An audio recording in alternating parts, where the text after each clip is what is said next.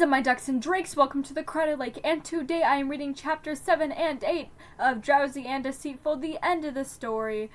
And this story was written by me. If you'd like to request any fanfictions for this series, please put it in the description below, because I need fanfiction requests, because I am indecisive and don't know where to find fanfiction. So today we'll be starting on chapter 7, Winter Help, mid-March. The air was getting warmer, but there was still a glaze of snow frosting on the ground. Janus was awake more and more, though he was never really not tired. They went through too much coffee with him, which disturbed Logan since it is not good for a snake nor human half, but he did not say anything because it made Janus happy. An addiction that made you happy was still an addiction, but since they were just imaginary, it wouldn't cause any harm like it would a regular human or snake to indulge in that much caffeine. It was breakfast, and Pedden was at the stove cooking sausage links on the sizzling pan. Logan was reading at the table with 2 pieces of toast with crofters spread across. Virgil was in the common area watching Saturday morning TV while Roman sat by his side. Remus was walking down the hall, Janus's left arm linked in his right to help the snake walk better. Morning, Remus. Morning, Jam. I'm making omelets and sausage for breakfast. Remus jumped up and down excitedly as Janus shook his head and went to the floor. Logan sprang up. Janus, what's wrong? Are you okay? Janus did not reply, but put his hand into a hole near the floor. He pulled out a rat by its tail and ate it. Janus, when did you start taking after me? Remus said, flapping his arms with overwhelming excitement. Kiddo, I'm making breakfast. You didn't need to kill a live animal. You killed at least 6 baby chicks to make those omelets and a couple pigs for those sausages. So this rat told me off for the day. Doesn't seem that bad now, does it? Pedden wilted back of it. I guess you're right.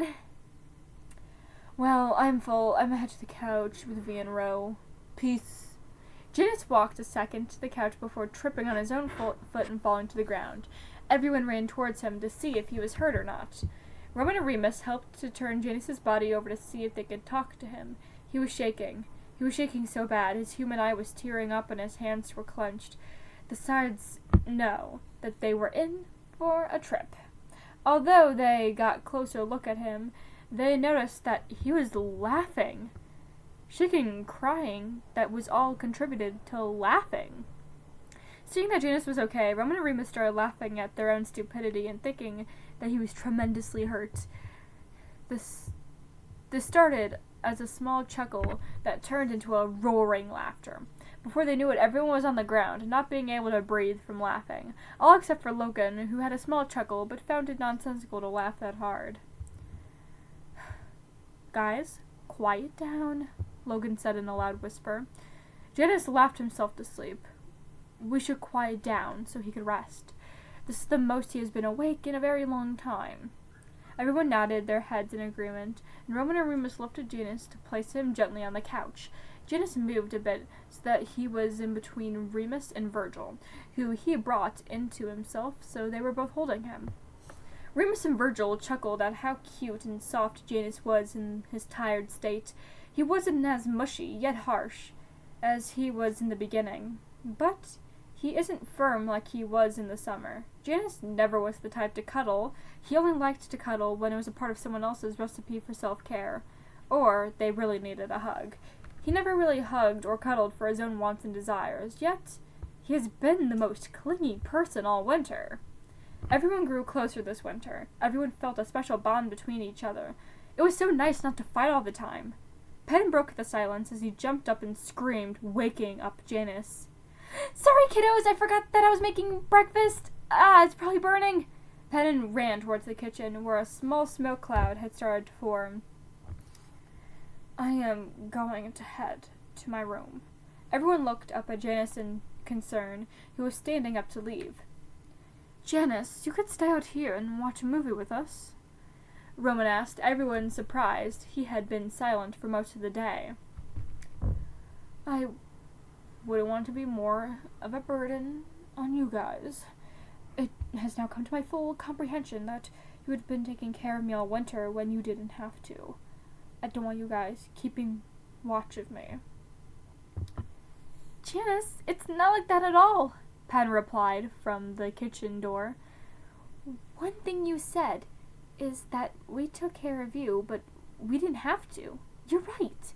We didn't have to. But we chose to because we love you. And you are one of my best friends. Janus looked confused. Really? Patton jumped up to stand by him. Really? Logan came up behind Patton and held his shoulder. In fact, we had to hold Patton back from taking care of you too much. Everyone chuckled at that except for Patton, who went a bit red. Roman followed, standing next to Janus and Logan.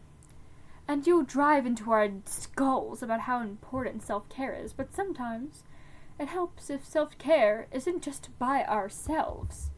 Virgil joined them. Sometimes it is better if you take care of yourself with the comfort of loved ones. Roman stood up and whined, getting everyone's attention. Come on! I am not made for this. You guys need to take turns saying things that are heartfelt and really smartness. I want to contribute to you now. Logan shook his head. The word smartness does not fit into the context of that sentence, Remus. See? You just proved my point. Janus giggled and opened his arms. Remus, come here. Remus then lightened up and came running towards Janus.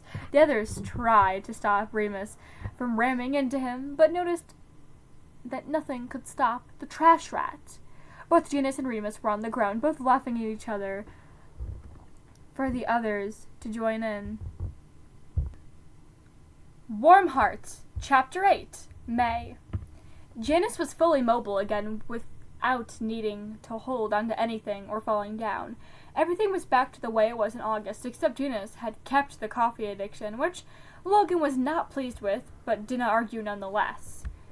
Over the winter, they grew onto each other, both figuratively and literally. Yeah, no joking. They cuddled any time they got. They all mutually agreed that snuggles are pretty neat, and they should make it a thing where they watch a movie together in one of their rooms every other day, or sometimes every couple days in a row. They enjoyed getting to know each other and watching that kind of stuff. Most of the time, it was Disney. But every so often, they would watch something like Guys and Dolls or a film version on TV, and it was Janus's absolute favorite. It was his second favorite from Chicago on DVD, but still, musicals nonetheless. They started going outside more, but by bit, as a group, the 6 of them would all go swimming all the time. Most of the time, they would swim at the beach. Patton, Roman, and Remus would have fun in the water as Logan would lay on the beach in a chair reading until he was pulled into the water. Janus would lay down and relax and sunbathe until thrown into the water, and Virgil would come in when he had calmed his breathing from the other two being thrown in. During late summer's evenings, Janus loved sitting under a tree watching the sunset while popping open a bottle of wine. Hey, Janus? Janus turned around to see Patton standing beside him. Yes, Patton? The dad figure came and sat next to Janus. Before you begin, would you like a glass yourself? No, I don't drink. Getting drunk sounds scary. Janus let out a chuckle.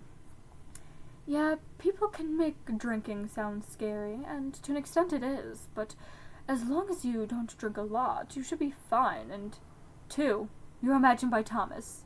You are not real. You can have a wine and have no repercussions. I choose to still get drunk and have a hangover and such things to get the full experience. Yeah, but I don't want to risk hurting Thomas. Janus nodded and his head up and down slowly as to not make himself sick from the movement. Understandable. So I'm guessing that you are here for a reason, and you came here to see me. So I'm guessing that you had a reason for coming to see me? Patton's gaze, that had since been on the sunset, was turned swiftly back to pay full attention to Janus. Well, yeah, I just wanted to check on you, kiddo. You really scared me this winter. Janus smiled, letting his eyes soften to comfort Patton without any obvious signs. I am feeling a lot better. The trip that was this winter had taken me through this painful, tiring, and confusing path. It made me think about so many things I thought I'd figured out, but there is no pressure. I understand that I was going through a lot, so were the people around me. Even though every voice was telling me that it wasn't, I knew that I would make it out okay. I knew I was loved. And at the time, that is all I needed from myself. I felt empty and useless for not contributing to the group. In fact, doing the opposite because of you guys taking care of me. But you are right. It was your choice. It shows just how much you care by helping me, when I wasn't even awake enough for me to even ask you. Thank you, Patton. I'm thankful for everyone else as well. All Patton could do now was lean into Janus and hug him tight. He hesitantly returned it, but soon he melted into the touch. Janus, now that you went through this, what are some better ways to help you next winter? Well, Patton, you guys did everything just right, tell me. I felt fine, but what you really need to do is prepare yourself for next winter. If you, or any others, are going to do what you did this year, don't. You guys need time to take care of yourselves. I don't need to be attended to 24/7. Sit back and chill once in a while. Everyone needs to keep doing that, including you, Patton. Patton got a little restless and wiggled a bit at the comment. Thanks, kiddo. I'm glad that you're feeling better. Patton walked away, and Janus poured another glass of wine as he watched the golden warm sun set onto the Earth's horizon. The end. I would like to thank you all so much for listening to this story. I think this is my best fanfic, even though there are so many typing mistakes. I'm good at creativity and story writing. I'm not good at grammar, okay? If you enjoyed it, please go in the down below the video parts and subscribe maybe so you can listen to my next things. I don't know. In the description there's that Google form where you can recommend fanfiction. Please do. I am so bad at finding fics. Thank you so much for listening, and much like Patton trying to deny wine, do your best.